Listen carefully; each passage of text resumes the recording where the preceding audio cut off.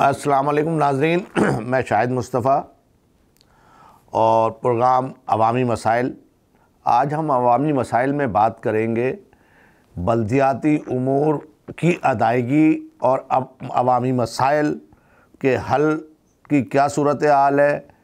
इस पर इंटरनेशनल जो है ट्रांसपेरेंसी इंटरनेशनल जो है उसके सर्वे भी आ गए हैं और आवाम तो सब जानते हैं, क्योंकि ये आवाम से ही वाबस्ता है। गली मोहल्ले के मसाइल, बुनियादी मसाइल, बल्दियाती मसाइल यही होते हैं। इस पर हमने बात करने के लिए आज ज़हमत दी है आबिद हुसैन साहब को। आबिद हुसैन साहब बल्दियाती उमूर की रिपोर्टिंग में एक सनद का दर्जा रखते हैं। तो आबिद हुसैन साहब ये हमें बताएं कि एक अब ट्रांसपेरेंसी इंटरनेशनल ने सर्वे किया है जिसमें जो है 69% लोगों ने कहा है कि बल्दियाती जो है वो इदारों की कारकर्दगी ख़राब है यानी कि 70% के करीब लोग जो है वो मुतमईन नहीं हैं। अब इस सर्वे को अगर हम देखें तो बल्दियाती इलेक्शन में आबिद साहब कोई मेरा ख्याल कोई 500 वोट लेके कामयाब हुआ है, कोई 1000 लेके, बहुत ज़्यादा 3000 5000 टर्नआउट इतना नहीं है। क्यों ऐसी सूरत में इस सर्वे की क्या पोजीशन है? और जो ये हकाइक हैं इसमें ये कहा जा रहा है कि करप्शन बहुत ज़्यादा है, जहाँ है भी अगर फ़ंड मिल रहे हैं तो करप्शन हो रही है। तो ये चीज़ें बेहतरी की तरफ जाने की कोई उम्मीद नज़र आ रही है? बिस्मिल्लाहिर्रहमानिर्रहीम। बहुत शुक्रिया शाहिद साहब। और ये जो आपने ट्रांसपेरेंसी इंटरनेशनल रिपोर्ट का हवाला दिया है जो इसने जारी की है बल्दियात के हवाले से, तो ये कहना आपका सही है कि आवाम ने बल्दियाती इलेक्शन में दिलचस्पी नहीं ली और बहुत ही कम टर्नआउट के साथ एक निज़ाम वजूद में आया। अब उस कम टर्नआउट में अगर आवाम किसी इदारे को, जैसे ट्रांसपेरेंसी इंटरनेशनल है या XYZ कोई और इदारा भी हो, जब उस पर अपनी राय का इजहार करते हैं तो मेरे ख्याल से आवाम को राय देने से पहले अपनी ज़िम्मेदारी महसूस करनी चाहिए थी कि उनको इस सिस्टम को बनाने के लिए अपना किरदार अदा करना चाहिए। बहरहाल जैसे जैसे भी 2 साल पहले बल्दियाती इलेक्शन में जैसे भी नताइज थे, जो भी लोग जीत कर आए, और आपको याद है कि 1 साल तक तो अदालतों के मसले ही चलते रहे कि हाफिज़ नईम साहब का ज़ाहिर क्लेम था कि वो मेयर बनेंगे और उनके वोट ज़्यादा हैं, और पीपल्स पार्टी की कोशिश थी कि उनका कोई मेयर आ जाए, और बिलाखिर मुर्तज़ा वहाब साहब ने ये मनसब संभाला। मुर्तज़ा वहाब साहब ने आकर बड़ी अच्छी बात की थी कि हम सबको कराची में लेकर चलेंगे और जो इख्तलाफात इलेक्शन तक थे वो आज हम ख़त्म करते हैं और शहर की तरक्की के लिए सबको एक होना पड़ेगा। बहुत अच्छी बात है। अब ये जो बात हो रही है 70% की कि बल्दियात में मसाइल बहुत हैं, तो मैं तो ये समझता हूँ कि बल्दियात का मसला 70% जो आवाम राय दे रहे हैं, असल मसला ये नहीं है करप्शन हो रही है। असल मसला तो ये है कि बल्दियात के पास फ़ंड्स कहाँ हैं। बल्दियात के पास अगर फ़ंड्स हों तो हम कहें कि शहर में या किसी और इलाके में तरक्की हो रही है। मैं अगर बल्दियात का, आप मुझे इजाज़त दें 1 मिनट में अगर एक जायज़ा पेश करूं, जो इस वक्त बजट है इस साल का बल्दियात का, वो तकरीबन 49 अरब के आसपास है 1 साल के लिए। ये KMC का है, KMC का सिर्फ, और यानी कराची के लिए। अब आप कराची शहर का एक देख लें कि कितना बड़ा रकबा है, कितना बड़ा शहर है। उस शहर में 240 यूनियन कौंसिल हैं और 25 टाउन हैं, और अब आप अंदाज़ा लगाएं कि 49 अरब रुपए में से आधी से ज़्यादा रकम जो है वो तनख्वाह में चली जाती है, कंटीजेंसी में चली जाती है, 30 अरब से ज़ायद, 30 अरब के सारे इसमें चले जाते हैं। बाकी जो 9 अरब रुपए KMC के डेवलपमेंट के लिए बचते हैं और कुछ 9 अरब के आसपास रकम जो है वो सिंध गवर्नमेंट की तरफ से आती है मुख्तलिफ स्पेशल प्रोजेक्ट के लिए। अगर हम ये सारे समझ लें कि 18 अरब रुपए KMC के ख़जाने में हैं, अगर आप 18 अरब को तकसीम करेंगे कराची के हजम पर, 240 यूनियन कौंसिलों पर और टाउन पर, तो मुझे नहीं लगता कि ये कोई इतनी बड़ी रकम है जिससे हमें कोई शहर में तरक्की नज़र आए। आबिद साहब, इस वक्त जो सूरत हाल है 25 टाउन में से 13 टाउन जो है वो पीपल्स पार्टी के हैं, ठीक है, 9 टाउन जमात इस्लामी के हैं, बाकी जो है वो PTI के पास हैं। कराची का मेयर प्रेस कॉन्फ्रेंस में हर स्टेज पे ये खड़े होकर कह रहा है कि टाउन्स काम नहीं कर रहे, जो काम नहीं कर रहे हैं तो इन्हें घर चला जाना चाहिए, छोड़ देना चाहिए, ये जिम्मेदारी है। तो ये बताएं कि जब मेयर की सतह पे ऐसी बात हो, हमने इससे पहले ना नेमतुल्लाह साहब ना मुस्तफ़ा कमाल के दौर में ऐसी बात सुनी। इतनी मायूसी जब इस सतह में, इस निज़ाम में है, तो उसका 70% वाला रिज़ल्ट ही आना है कि जो है 70% लोग जो कह रहे हैं कि सूरत हाल ख़राब है, तो ये सर्वे इसका मकसद बिल्कुल दुरुस्त है। जब एक स्टेज पे कराची का मेयर खड़ा हो गया ऐसी बातें कर रहा है, तो आप क्या कहेंगे इस पर? नहीं, देखिए, मेयर जो बात कर रहे हैं वो एक दूसरी बात है। कराची की आवाम जो रद्द-ए-अमल दे रहे हैं इस सर्वे के मुताबिक, या सिंध भर का जो भी सर्वे किया गया है, मेरे ख्याल से सिंध की सतह का सर्वे है, कि 70% लोग जो है वो इससे, उनका कहना ये है कि तरक्की उन्हें नज़र नहीं आ रही। तो वो देखिए, वो ग्रास रूट लेवल पर उनको तरक्की इसलिए नहीं नज़र आ रही, जिसका मैंने जिक्र किया है कि फ़ंड्स नहीं है। और उस पर भी आपने मज़ीद इजाफा ये करके हमारी मालूमात में इजाफा किया नाज़रीन की, कि जो फ़ंड्स हैं उनकी भी तकसीम मुनसिफाना नहीं है। एक तो फ़ंड्स ना हो और उसकी तकसीम मुनसिफाना ना हो, तो तरक्की कैसे नज़र आएगी? फिर ये 70% के, फिर तो अगर ये ट्रांसपेरेंसी इंटरनेशनल अपने सर्वे के दायरे को मजीद बढ़ा देगी तो 99% लोगों का यही जवाब होगा। तो पूरी मशीनरी ऐलानात करती है कि कराची में तजावुज़ात का खात्मा किया जाए। वज़ीर आला ने टास्क दे दिया, सुर्खियाँ लगी होती हैं अखबारों की, मीडिया में चल रहा होता है कि अब जो है एक ऐसा ऑपरेशन शुरू होगा जो शहर में कहीं आपको तजावुज़ात नहीं नज़र आएंगी, और डिप्टी कमिश्नर और कमिश्नर साहब सरबराही करेंगे। डिप्टी कमिश्नर फ़ाल हो गए। जहाँ जहाँ टास्क सियासी निशानदेहियाँ की जाती हैं, जो अपने इलाके नहीं होते हैं, वहाँ ऑपरेशन किए जाते हैं।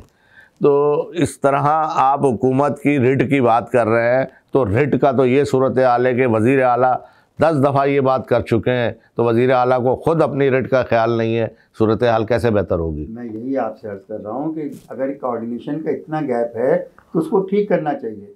अगर वज़ीर आला के अहकामात पर भी अमल नहीं हो रहा, तो फिर तो हम तो फिर सर हमारे शर्म से ही झुकेंगे ना। उससे ज़्यादा बाख्तियार सूबे का कौन है? वो चीफ़ एग्जीक्यूटिव हैं सूबे के। और बिलावल भुट्टो साहब जो ज़ाहिर पार्टी के सरबराह हैं, उनको तो इसमें फ़ौरन इंटरफेयर करना चाहिए कि अगर सीएम के कहने के बावजूद काम नहीं हो रहे हैं, सीएम के कहने के बावजूद डिप्टी कमिश्नर अपने एयर कंडीशन कमरों से बाहर नहीं निकल रहे हैं, तजावुज़ात का खात्मा नहीं हो रहा है और शहर इसी तरह बेहंगम तरीके से आगे बढ़ता जा रहा है, तो इसका तो फ़ौरन नोटिस लेना चाहिए। यानी हम फंड्स को रोएं, हम जो ट्रांसपेरेंसी इंटरनेशनल की रिपोर्ट है अफसोसनाक कि इसमें इतने सारे लोग मुतमईन नहीं हैं, और उसने जो निशानदेही की अपनी रिपोर्ट में, मैंने अभी रिपोर्ट पूरी पढ़ी है, कि उसमें करप्शन की सारी दास्तानें हैं। तो अगर इतना सिस्टम ख़राब हो चुका है तो उसको ठीक कौन करेगा? कोई फरिश्ते नहीं आएंगे, इन्हीं लोगों को करना। और मैं तो सवाल हमेशा ही करता हूँ कि चीफ सेक्रेटरी साहब और उसके नीचे जो एक CSS अफसरान की पूरी फ़ौज बैठी हुई है, वो क्या कर रहे हैं वो लोग अपने अपने शोबों में?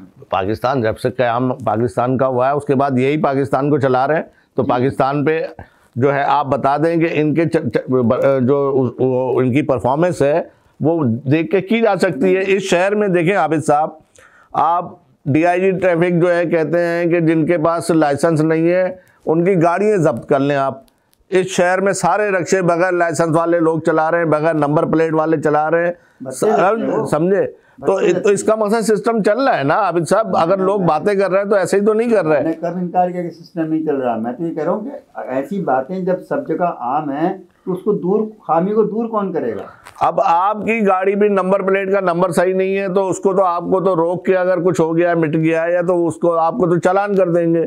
आजकल 4000, अगर आपके पास लाइसेंस घर भूल गए तो 4000 का आपका ऊपर समझे भारी जुर्माने किए जा रहे हैं। लेकिन ये दंदनाते निज़ाम को ख़राब करने वाले रिक्शे जो है हज़ारों की तादाद में शहर के ट्रैफिक को तहस नहस कर दिया इन्होंने, इनके खिलाफ कोई एक्शन नहीं होता। बिल्कुल ऐसा ही है। और मैं जो बार बार अपनी बात को जोर दे रहा हूँ शाहिद साहब, वो यही दे रहा हूँ कि इस सूबे को अगर तरक्की देनी है तो वज़ीर आला सिंध को डंडा उठाना पड़ेगा और उनको अपनी रिट को कायम करना पड़ेगा। और रिट कायम करने में देर नहीं लगती है। जब ये चाहते हैं तो रिट कायम हो जाती है। मैंने आपको मिसालें दे दी हैं। और जब ये नहीं चाहते हैं, अगर रिट कायम नहीं हो रही है, तो इसका मतलब है ये नहीं चाहते। अभी साहब, मैं अगर हक़ाइक़ पे बात करूँ तो मैं अपने हिसाब से रिज़ल्ट निकालता हूँ। आपका तज़किया एक अपनी जगह कि आज शहर में एक मंसूबा है, रेड लाइन, उसने तबाही मचाई हुई है। उसके करीब कोई ना मेयर उसका विज़िट करता है, ना वज़ीर बल्दियात उसका विज़िट करता है।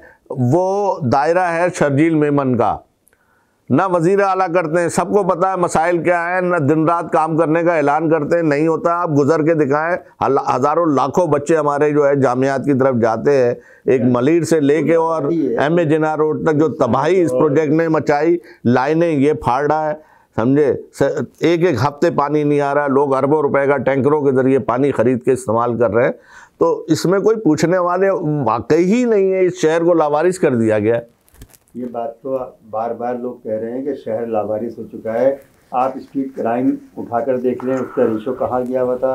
अभी कुछ मामूली सा उसमें कमी आई है किसी वजह से, मुझे नहीं पता कि पुलिस वालों की कोई कारकर्दगी है या स्ट्रीट क्राइम करने वालों की कोई कोताही है, लेकिन जो सूरत हाल थी उसमें थोड़ी सी बेहतरी आई है। हम इसका क्रेडिट चलें पुलिस को दे देते हैं, हम सिंध गवर्नमेंट को इसका क्रेडिट देते हैं, लेकिन ये जो सारी सूरत हाल है डेवलपमेंट प्रोजेक्ट की, जब ये प्रोजेक्ट बनते हैं तो बजट में ये बात शामिल होती है कि आप उसका अल्टरनेट रूट पहले बनाएंगे, उसके बाद उस प्रोजेक्ट को शुरू करेंगे। लेकिन कराची यूनिवर्सिटी जो अरबों रुपए की लागत से चंद साल पहले बनी थी बमुश्किल, उसको उन्होंने 2-3 साल के अंदर उधेड़ कर रख दिया। वो अरबों रुपए अलग ज़ाया हुए, और जब उसको उधेड़ कर रखा तो कोई प्लानिंग नहीं है। कभी कहीं से खुदाई होती है, कभी कहीं से खुदाई होती है, नतीजतन ट्रैफिक भी जाम होता है, धूल मट्टी भी होती है और ट्रैफिक भी रोज़ाना जाम होता है, और लाखों रुपए का लोगों का पेट्रोल और कीमती वक्त ज़ाया हो रहा है। और इन सब को नोटिस लेना चाहिए। इसको कोई इसमें ज़्यादा कोई रॉकेट साइंस की ज़रूरत नहीं है। आपको उसको सिर्फ सिस्टमेटिक करना है, अपनी इजलास करें, पूरी ब्यूरोक्रेसी को बिठाएं और उनको पाबंद करें कि कराची यूनिवर्सिटी रोड पर जहाँ जहाँ भी जो सड़क बन रही है, तरक्याती काम पूरा हो रहा है, उसका जो अल्टरनेट रोड है जहाँ पे ट्रैफिक को डाइवर्ट किया है उसको पहले ठीक करें।